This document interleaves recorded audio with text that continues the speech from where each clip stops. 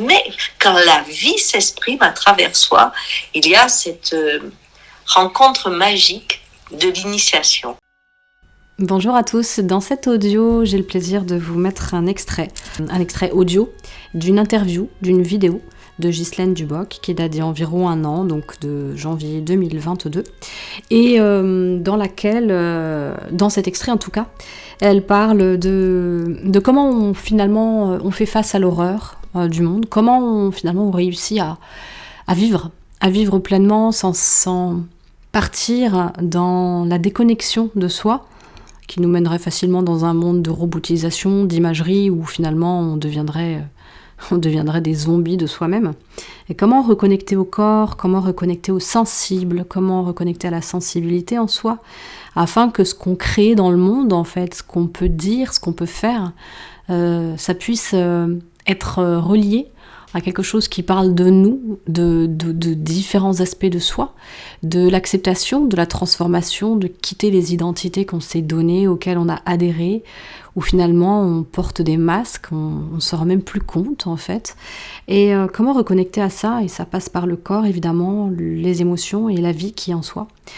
Parfois même en passant par ces phases de visualisation, enfin c'est pas la visualisation, au contraire c'est du ressenti d'une certaine violence qui peut émerger en soi, mais de faire ce chemin, faire ce travail pour reconnecter à la vie, parce que finalement se reconnecter à ce qui est, c'est se reconnecter à plein de choses qu'on veut souvent trop fuir, parce qu'on n'a pas compris finalement que ce qui est mortifère, c'est pas ce qu'on croit, qu'il y a plein de choses en nous qui peuvent être très flippantes si on reconnecte vraiment, mais qui finalement sont la seule manière de reconnecter vraiment au vivant. Enfin voilà moi ce que j'en ai compris, et toute cette transformation qui a lieu.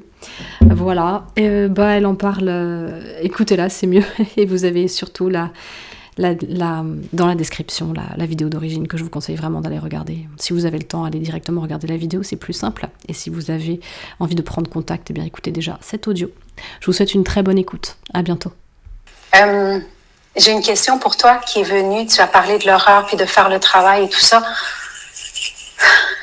Comment est-ce qu'on fait aujourd'hui pour vraiment faire face à cette horreur? Puis vraiment, parce que beaucoup, on le sait qu'on doit laisser l'émotion, qu'on doit la laisser se promener dans notre corps et tout, mais comment est-ce qu'on peut y arriver vraiment?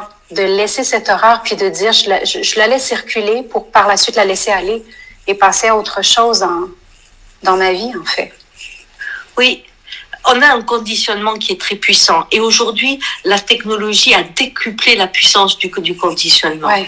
Le seul moyen d'être résistant, mais alors c'est le seul, c'est l'unique, c'est que vous rencontriez en vrai. Parce que de la même façon que quand la vie vous connecte en amour, tu vois, ce qui se passe, c'est qu'elle éveille une part que l'on ne connaît pas. Quand je rencontre quelqu'un, que ce soit dans la haine, dans l'amour, dans le travail, qu'importe, mais quand la vie me fait connecter, il y a une part de moi qui s'éveille et ça modifie l'ensemble. Comme ça modifie l'ensemble, l'algorithme, il mord. Ouais. Il peut pas me deviner. Donc, le seul moyen d'être constamment dans le mouvement de la vie, parce qu'on est constamment en train de mourir et renaître, c'est de rentrer dans le corps. Et c'est pas facile. C'est pour ça que beaucoup de personnes aujourd'hui sont des gens qui ont des outils, c'est comme ça qu'on les appelle. Moi, c'est autre chose, mais on trouve des façons de pouvoir aller pour se connecter et quitter ce conditionnement en ayant une conscience de ce qui se passe. Et c'est très, très difficile parce que quand on est dans le divertissement, quand on est dans un cerveau, tu te rends compte qu'on est passé de 1 minute 50, je crois, à 0,67 de possible concentration. Ouais. C'est-à-dire qu'on est en train de détruire notre cerveau quelque part. Hein? Et donc, il faut réenchanter ce merveilleux outil de connexion avec le corps. Et dans les groupes, on y va doucement parce que quand on s'ouvre, on dit oui, de l'empathie, oui, mais quand on s'ouvre, et je l'ai vu cet été, souvent, ce qui fait peur, c'est que c'est le terroriste qui apparaît. On se rend compte qu'on a une violence et ça ne sert à rien. La violence, c'est de l'impuissance. Mais il y a quelque chose que l'on doit dépasser pour un moment être ailleurs que dans le jugement. Parce qu'on quitte, Quand on découvre la mort, on découvre que c'est la vie. Et quand on découvre le bien et le mal à travers la vie, on trouve ce qui est bon et ce qui fait mal. Ce qui est très, très différent. Le jugement s'en va. Et toucher le corps, c'est ça le plus important. Alors, il y a plusieurs chemins. Et c'est ça qui est beau aussi.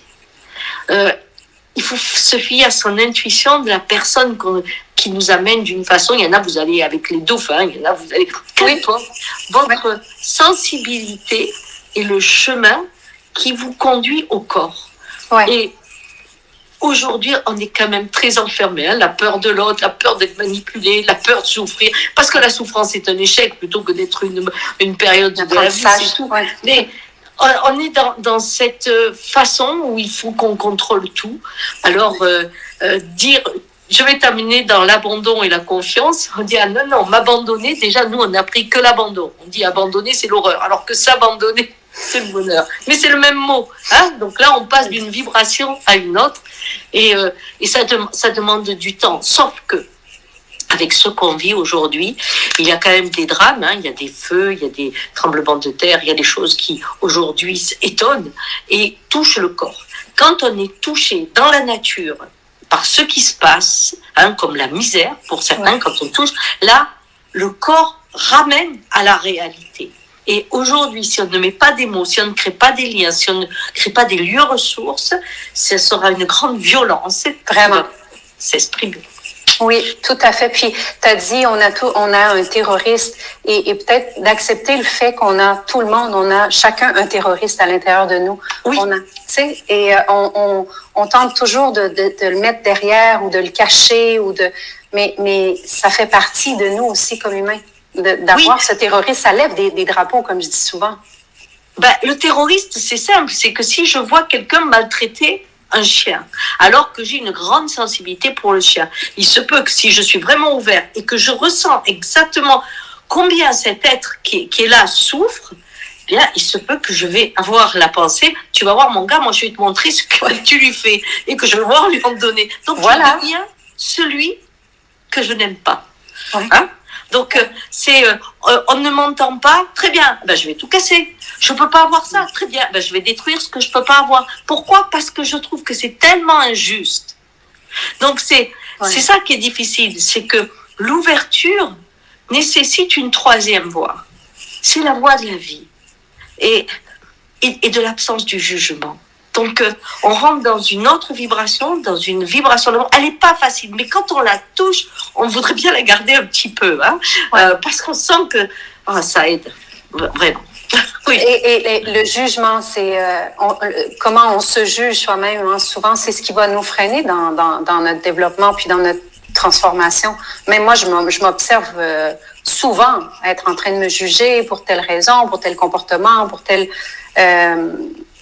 Quelle est la solution ou peut-être quelque chose que tu pourrais nommer, pas une solution parce que ça change de personne en personne, mais on est dans le paradis. Ouais. Dans le paradis, chaque être est nommé. Hein, Adam a nommé tout le monde. Hein, ouais. Et puis, donc c'est l'esprit qui nomme les choses et elle ne bouge pas.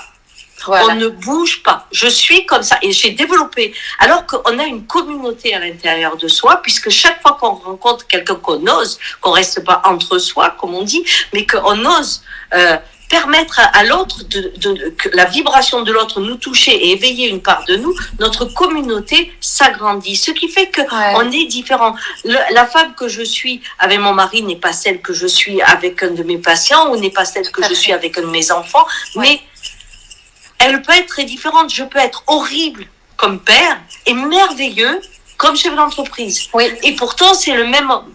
Ouais. Et cette pluralité, chez nous, est interdite. On ne bouge pas. On a des cases, on ne bouge pas. Ouais. Cette façon d'être reconnu dans une posture et d'interdire le mouvement, là, on rentre dans l'éternité de ce paradis et on ne doit pas y toucher. On a l'art de la connaissance qui dit, parce que connaître, c'est naître avec. Faut pas l'oublier. Donc, c'est renaître. Donc, naître avec cette connaissance où je m'autorise à ce que des parts de moi meurent et d'autres s'éveillent, ça, à tous les jours. Interdit. Oui, et ça devrait être à tous les jours. Oui. De se laisser cet espace à tous les jours parce qu'on est transformation à chaque instant.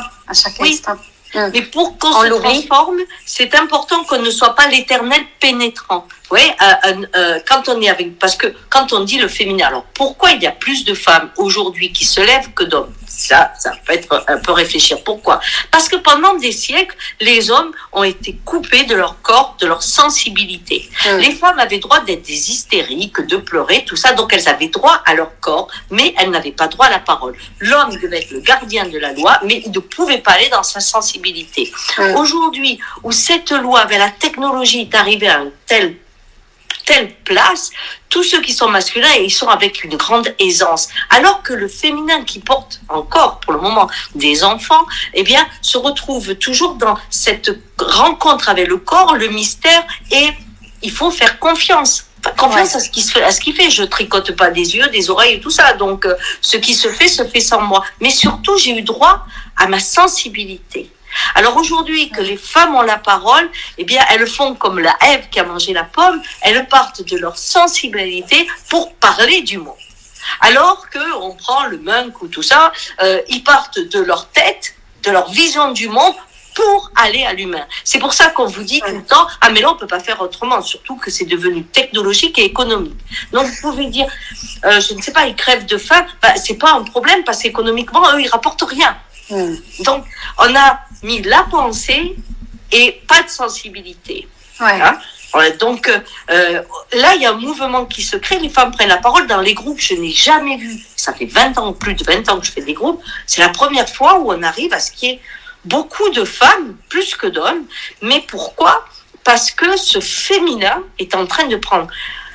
Il y a aussi des hommes qui sont comme ça. Je veux dire, il y a des hommes aussi qui ont cette sensibilité qu'ils n'ont pas perdue, dans laquelle ils ne sont pas coupés et qui mettent des mots de la réalité de ce que l'on dit. Donc, on voit que aujourd'hui, il y a aussi ce conditionnement du masculin et du féminin qui fait que l'approche de ce que l'on vit, eh bien, n'est pas vécue de la même façon.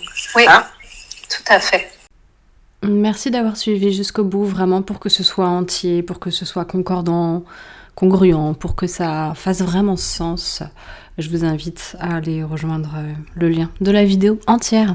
À très bientôt pour une prochaine vidéo ou un prochain audio. Salut!